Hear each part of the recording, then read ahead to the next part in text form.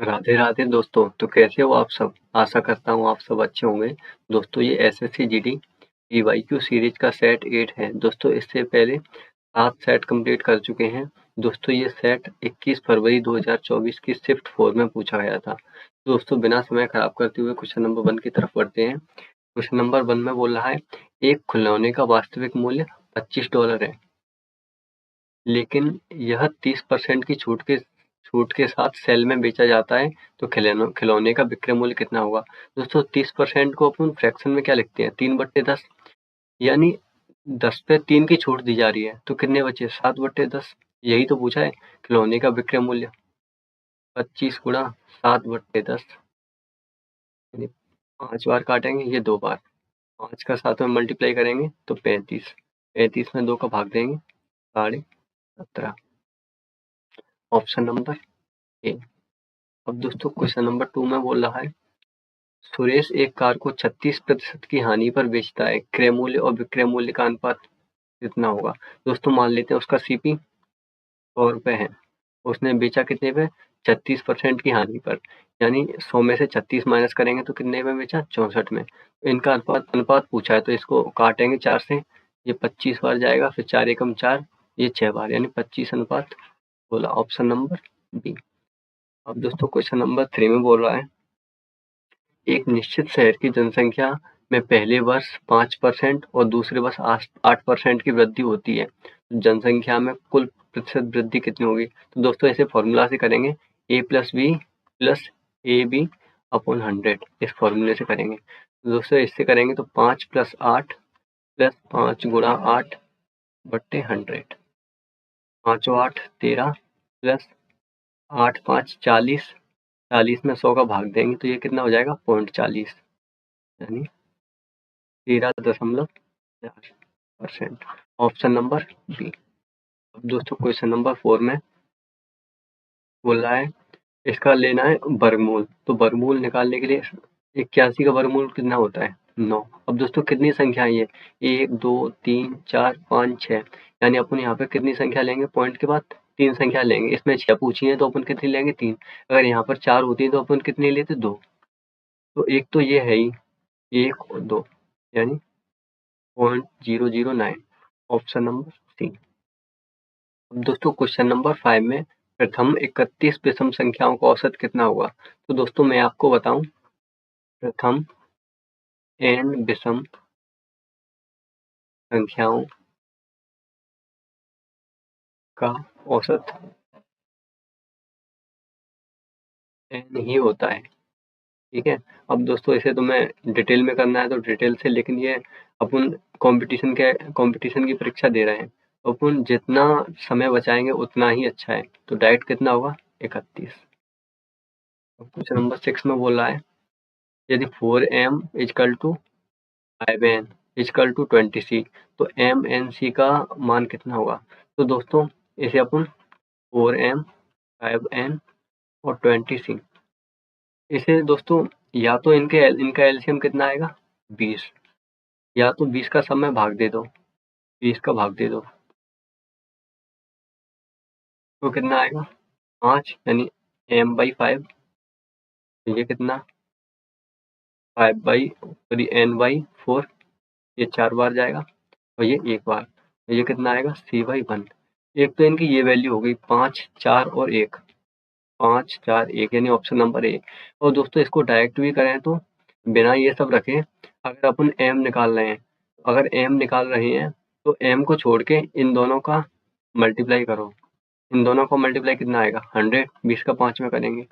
अब दोस्तों अब अपन n निकालेंगे तो n को छोड़ दो, m और c को लो, तो 20 चौक 80।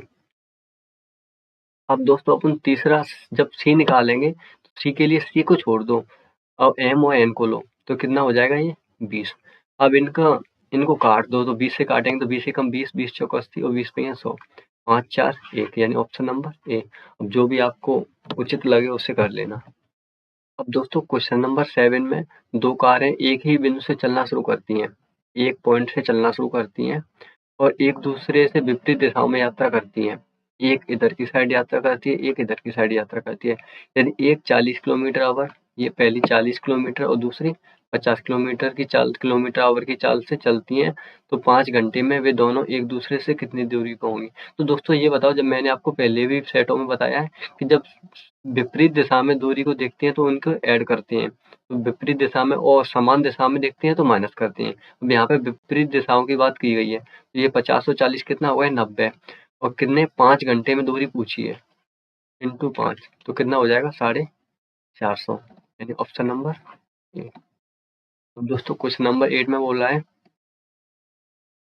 30% की वार्षिक दर से ऋण पर दी गई एक निश्चित धनराशि पर 1 वर्ष के लिए चक्रवृद्धि ब्याज अर्धवार्षिक रूप से संयोजित होता है और 1 वर्ष के लिए साधारण ब्याज के बीच का अंतर 337.5 रुपए है, तो वह धनराशि कितनी होगी। तो दोस्तों ऐसा ही तो सेम रहेगा, 30%। अब दोस्तों जब चक्रवृद्धि ब्याज में अर्धवार्षिक रूप की बात की गई है, तो दोस्तों ब्याज हो जाती है आधी, रेट कितनी हो जाती है, सॉरी रेट हो जाती है आधी, रेट कितनी हो जाएगी r/2 और टाइम हो जाता है डबल, तो टाइम कितना हो गया 2 बार, यानी 2 बार लगेगी ब्याज। तो ये 30 का आधा कितना हो गया 15। तो जैसे अपन ने पहले फॉर्मूला देखा था ना, a + b + ab अपॉन 100, तो उससे ही करेंगे। अब ये 15 का 2 बार लगेगा, तो ये कितना हो जाएगा 15 + 15 + 15 गुणा 15 अपॉन 100, ये कितना हो गया 30 और 15 का स्क्वायर होगा 225, 100 का भाग देंगे तो 2.25, यानी 32.25।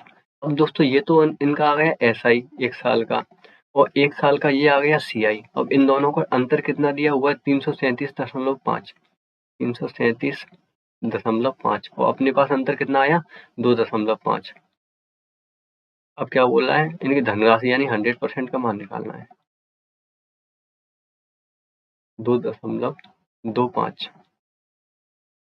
अब दोस्तों यहाँ से पॉइंट हटाएंगे, एक पॉइंट ये लगा है, तो यहाँ से ये एक, इस पॉइंट के बाद एक संख्या है, इस पॉइंट के बाद 2 संख्याएं हैं, तो इस पॉइंट को हटाएंगे तो यहाँ पे एक 0 और बढ़ जाएगी। इसे 25 से काटेंगे तो ये जाएगा 9 बार, और इसे काटेंगे तो ये कितनी बार जाएगा 25 चौक 100, यानी ये हो गया 40। अब 9 का इसमें भाग देंगे तो ये कितना हो गया 9 3 27, 25 6 यानी 67, और ये जाएगा 7 बार, फिर बचा कितना 4, 9 7 63, फिर बचा 4 यानी 45, 9 5 45, तो 375 गुणा 40, यानी 40 का गुणा करेंगे तो ये कितना हो गया 20, 30 और 4 3 12 और 3 15, यानी 15,000, ऑप्शन नंबर बी। अब दोस्तों क्वेश्चन नंबर 9 में बोल रहा है 2022 में शहर ए की जनसंख्या 62,500 थी और 1 वर्ष बाद शहर की जनसंख्या बढ़कर 75,000 हो गई, तो जनसंख्या में प्रतिशत वृद्धि कितनी होगी। तो दोस्तों या तो अपन ऐसे कर सकते हैं 62,500 से बढ़कर कितनी हो रही है 75,000, तो कितनी बढ़ी 7,500 ये बढ़ी और 5,000 ये, 7 और 5 12,500, कितने पे बढ़ी 62,500 पे, गुणा 100, 2 जीरो से 2 जीरो गया, 125 से ये 5 बार कटेगा और इसे काटेंगे 100 को, तो ये कितना 20 बार, यानी 20%। अब दोस्तों ऐसे अपन काट के देखें तो ये ऐसे करेंगे 625 डबल जीरो और 750 डबल जीरो, 2 जीरो से 2 जीरो काट दो। अब इसे काटेंगे 25 से तो ये कितनी बार जाएगा 25, और इसे काटेंगे तो ये कितनी बार जाएगा 25 से, तो 25 3 या 75 यानी 30 बार। अब दोस्तों ये 25 से बढ़कर चीज वस्तु कितनी हो रही है 30, सॉरी जनसंख्या 25 से बढ़कर कितनी हो रही है 30, यानी 1 साल में, तो कितनी बढ़ी 5, कितने पे बढ़ी 25 गुणा 100, 5 का 25 में करेंगे तो ये 5, इधर करेंगे तो 20, यानी कितने परसेंट बढ़ी 20%। अब क्वेश्चन नंबर 10 में बोला है एक वस्तु का अंकित मूल्य 640 रुपए है, यदि उस वस्तु पर 37.5% की छूट दी जाती है तो वस्तु का विक्रय मूल्य कितना होगा। दोस्तों 37.5%, 37.5% को अपन फ्रैक्शन में क्या लिखते हैं 3/8, वैसे निकालेंगे ऐसे 37.5% हटेगा तो नीचे डबल जीरो और एक और पॉइंट हटेगा तो ये एक और जीरो बढ़ गई। अब इसे 25 से काटेंगे तो ये कितनी बार हो गया 40, और इसे काटेंगे तो पहले जाएगा 25 का एक बार, फिर बचा यहाँ पे 12, 25 पे 125। अब फिर 5 से काटेंगे तो 5 × 15, 15/40। तो ये डायरेक्ट ये वैल्यू याद रखना 37.5% की 3/8। अब दोस्तों क्या बोल रहा है, 3/8 की छूट दी जाती है, यानी 8 में से 3 की छूट दी जा रही है, तो कितनी बची 5/8। अब क्या बोल रहा है, एक वस्तु का अंकित मूल्य 640 है, यानी 8 का मान कितना दिया है 640। पूछा किसका है, तो विक्रय मूल्य कितना होगा, यानी ये पूछा है। 8 से इसको काटेंगे तो ये 80 बार, और 80 का गुणा 5 में होगा तो ये कितना हो गया 400। 8 से 40 यानी 400।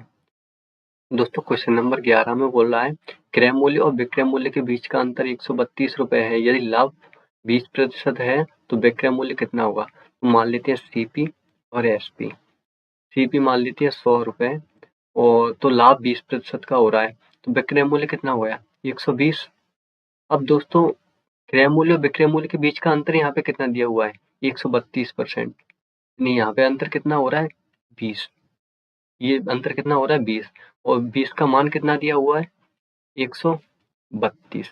अब मेरे को क्या निकालना है, तो विक्रय मूल्य पूछा है, यानी 120 का मान पूछा है, यानी 132/20 गुणा 120। 20 से ये काटेंगे 120 तो 6 बार, 6 का इसमें मल्टीप्लाई करेंगे तो 2 12, 1 18, 1 19, 1 यानी 792, और 792 रुपए ऑप्शन नंबर बी। अब दोस्तों क्वेश्चन नंबर 8 में बोल रहा है, अमन एक काम को 28 दिनों में कर सकता है, वह अकेले, ये कुछ गलत लिखा है, अकेले काम का कितना भाग 8 दिनों में पूरा कर सकता है। अब दोस्तों एक काम को अमन 28 दिनों में कर सकता है, तो एक दिन में काम कितना करेगा 1/28। अब क्या बोल रहा है, वह अकेले काम का कितना भाग 8 दिनों में पूरा करेगा, तो 8 दिनों में कितना करेगा 8/28। 4 से काटेंगे तो 2 और 7 यानी 2/7, ऑप्शन नंबर ए। अब दोस्तों क्वेश्चन नंबर 13 में बोल रहा है, 5 संख्याओं का औसत 36 है, A plus B plus C plus D plus E. तो पहले ये देखेंगे टोटल संख्याओं का योग है कितना, 5 संख्याओं का औसत तो 36 है, तो टोटल उनका योग कितना है, तो टोटल योग निकालेंगे तो 5 का 3 में करेंगे तो 150, और 6 × 30 यानी 180।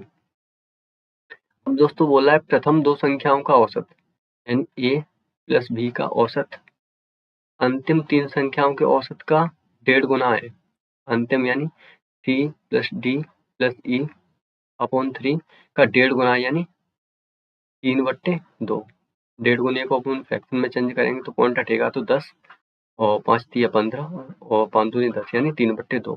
अब दोस्तों 3 से 3 गया और 2 से 2 गया, तो इसका मतलब A plus B equal to C plus D plus E, यानी ए प्लस बी का बराबर क्या है C plus D plus E. तो दोस्तों ए प्लस बी एक तो ये लिखा है, लिख लिया अपन ने ए प्लस बी। अब दोस्तों सी और डी और ई के बदले भी अपन क्या लिख लेते हैं ए प्लस बी इजकल टू 180 लिख सकते हैं ना। अब ये कितना हुआ है 2 ए प्लस बी इजकल टू 180। अपने से यही तो पूछा है प्रथम 2 संख्याओं का योग, यानी ए और बी का पूछा है तो अपने ए भी रख लिया, अगर अंतिम पूछता तो अंतिम रख लेते, चेंज कर देते। तो ये कितना हुआ 90, ए प्लस बी का योग कितना हुआ 90, ऑप्शन नंबर बी। अब दोस्तों क्वेश्चन नंबर 14 में बोल रहा है, किसी धनराशि पर 7% की वार्षिक साधारण ब्याज की दर से 350 का मासिक ब्याज अर्जित करने के लिए आवश्यक धनराशि। अब दोस्तों 350 वो एक महीने में ब्याज अर्जित कर रहा है, तो पूरी साल में कितना करेगा 350 गुणा 12, और ये 7% वार्षिक साधारण ब्याज, 7% क्या है इसकी दर, और गुणा क्या निकालना है अपने को धनराशि यानी इंटू 100। 7 का इधर मल्टीप्लाई करेंगे तो 5 बार, और 12 पहिया 60 यानी 60,000, ऑप्शन नंबर ए। अब दोस्तों क्वेश्चन नंबर 15 में बोल रहा है 4 घंटियां 6, 8, 9 और 10 सेकंड के अनुपात में अंतराल में बजती हैं, तो सभी घंटियां एक ही समय पर कितने मिनट के बाद पुनः एक साथ बजेंगी। अब दोस्तों इनका ऐसे सवालों में क्या करते हैं, इनका एलसीएम लेंगे, तो एलसीएम लेंगे किसका 6, 8, 9 और 10। अब इनका एलसीएम कितना आएगा 10, 90, 18 और 36, 360। इनका एलसीएम कितना आएगा 360। अब 360 सेकंड हो गई है। अब 360 सेकंड को अपन जब मिनट में चेंज करेंगे तो कितना हो जाएगा 360 सेकंड का 6 मिनट। यानी ये कितने टाइम बाद बने, फिर से बजेंगी एक साथ 6 मिनट के बाद। अब दोस्तों क्वेश्चन नंबर 16 में बोल रहा है Z1, Z2 और Z3 एक काम को क्रमशः 100, 50 और 75 दिन में कर सकते हैं। ये Z1, ये Z2, ये Z3। अब दोस्तों इनका टोटल काम निकालेंगे पहले, तो टोटल काम कितना आया इनका 150। सॉरी, इनका ये आएगा टोटल काम 300। अब इनकी एफिशिएंसी निकालेंगे। Z1 की एफिशिएंसी कितनी आएगी 3, और Z2 की एफिशिएंसी कितनी आएगी 6, और Z3 की एफिशिएंसी कितनी आएगी 4। अब क्या पूछा है, उन तीनों ने एक साथ मिलकर काम शुरू किया, लेकिन Z2 ने काम पूरा होने से 15 दिन पहले ही काम छोड़ दिया। काम कितने दिनों में पूरा हुआ? तो दोस्तों जब इसने 15 दिन पहले छोड़ा है, तो एक काम करते हैं, इसको 15 दिन और काम करवा देते हैं। इसकी एक दिन की एफिशिएंसी कितनी है 6 Z2 की, तो 6 गुणा 15 कितना हो गया 90। अब 90 को 300 में ऐड करेंगे तो टोटल काम कितना हो रहा है 390। अब 390 काम तो इनने सबने किया है, तो 6 और 4 10 और 3 13, ये इनकी एफिशिएंसी है। इससे भाग देंगे तो कितने दिन में करेंगे 30 दिन में। Option number D. अब दोस्तों क्वेश्चन नंबर 17 में बोल रहा है 58 की घात 29 को 5 से भाग देने पर शेषफल कितना होगा। अब दोस्तों इसे शॉर्टकट से भी कर सकते हैं, और अपन अगर डिटेल में करें तो इसे लिखेंगे 58 घात 29 डिवाइड बाई 5। अब दोस्तों अब 5 का जब 58 में भाग देंगे तो ये कितना बचेगा 3 की घात 29 बट्टे 5। अब दोस्तों जब ये बचा 3 की घात 29, तो क्या मैं इसे ये लिख सकता हूँ 3 की स्क्वायर 14, यानी 14 दूनी 28, फिर भी एक बचा 3/5। ठीक है। अब दोस्तों 3 का स्क्वायर कितना होता है 9, 9 की घात 14 गुणा 3/5। अब दोस्तों 5 का जब 9 में भाग देंगे तो 5 दूनी 10, 10 होता है, तो ये कितना बचेगा माइनस का 1 गुणा 3/5। अब दोस्तों ये माइनस का 1 बचा हुआ है। अब माइनस का 1 ये है, और 1 इसकी घात कितनी है 14, तो ये कितना हो जाएगा प्लस का, और ये 3 तो है ही, ये भी इसका क्या नाम है शेष रहेगा। तो ये शेष कितना हो जाएगा 3/5, यानी 3 तो शेष रहेगा ही बस। Option number B. अब क्वेश्चन नंबर 18 में बोल रहा है यदि 70,000 रुपए को ए, बी और सी में इस प्रकार बांटा जाता है कि ए बी 2:3 में और बी सी 4:5 में होता है, तो इसमें ए का हिस्सा कितना होगा। तो पहले इनका मान निकालेंगे, रेशियो ए, बी और सी का। तो ए का कितना दिया हुआ है, नीचे के नीचे वैल्यू रखो।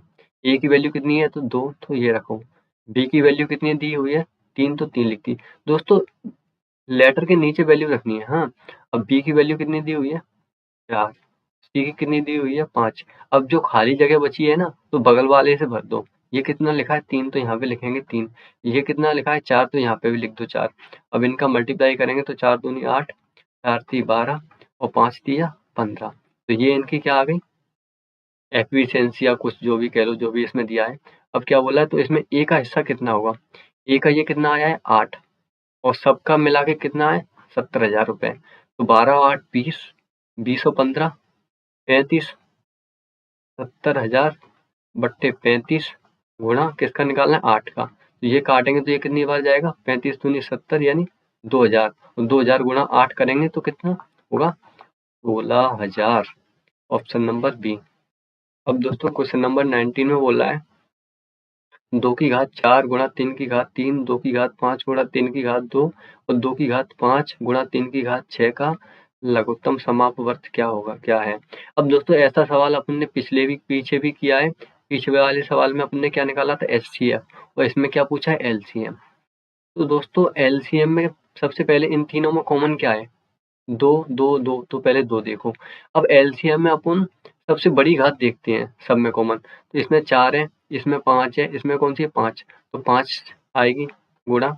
अब क्या है 3, अब 3 की सबसे बड़ी घात कौन सी है, यहाँ पे 3 है, यहाँ पे 2 है, यहाँ पे 6। अब ये क्या होगा इसका एलसीएम, यानी 2 की घात 5 गुणा 3 की घात 6। अब दोस्तों अगर इसका HCF देखें तो HCF में क्या देखते हैं, छोटी घात। तो पहले इसमें क्या कॉमन है, 2 कॉमन है। उसके बाद इसमें सबसे छोटी घात कौन सी है, 2 की। यहाँ पे 4 है, यहाँ पे 5 है, यहाँ पे भी 5 है। तो ये हो जाएगा कितना, 4 गुणा अब 3 की सबसे छोटी घात कौन सी, यहाँ पे 3 है, यहाँ पे 2 है, यहाँ पे 6 है, यानी 2 सब में कॉमन है। तो ये कितना क्या हो जाएगा इसका HCF। ये क्या होगा इसका LCM। दोस्तों क्वेश्चन नंबर 20 में बोल रहा है एक अर्धगोले का व्यास 21 सेंटीमीटर है, तो अर्धगोले का कुल पृष्ठीय क्षेत्रफल कितना होगा। तो इसका फॉर्मूला होता है 3πr²। ठीक है, 3 गुणा 22/7। अब r की वैल्यू 21/2 गुणा 21/2। अब 7 से इसे काटेंगे तो 3 बार जाएगा, 2 से इसे काटेंगे तो ये कितनी बार जाएगा, 11। अब दोस्तों अपन आगे सॉल्व करेंगे, ये कितना हो गया, 3 का 3 में करेंगे तो 9, और 9 का 11 में करेंगे। तो अब दोस्तों पहले ये आगे मल्टीप्लाई करने से पहले पहले यहाँ पे 2 है, तो 2 का डिवाइड करेंगे तो ये कॉम्प्लिकेट होगा। उससे पहले अपन इसका ऊपर नीचे 5 से मल्टीप्लाई कर लेते हैं। उससे क्या होगा कि ये हो जाएगा 10, तो 10 का भाग देने में आसानी होगी। तो पहले अब इनका मल्टीप्लाई करते हैं तो ये कितना है, 3 11 3 और 21 और 5, इनका आपस में मल्टीप्लाई करेंगे तो 21 का 5 में करेंगे तो कितना हो जाएगा, 105। 105 गुणा 3 का 3 में करेंगे तो 9। पहले इनका करेंगे तो 9 पहिया 45 और 9। अब क्या बचा, 11। 11 का इसमें मल्टीप्लाई करेंगे तो 5, 5 और 4 9, और 9 और 4 13, 1 इधर आया, 9 1 10। अब दोस्तों अब इसमें अपन 10 से भाग देंगे तो एक पॉइंट कहाँ पे लग जाएगा, यहाँ पे। तो कितना बचा, 10 39.5, यानी option number B. 20 questions complete होते हैं और ये अपना सेट 8 था। इससे पहले 7 सेट कर चुके हैं। तो दोस्तों मैं आशा करता हूँ आपको ये समझ आया होगा। मिलते हैं अगली वीडियो में। Thank you.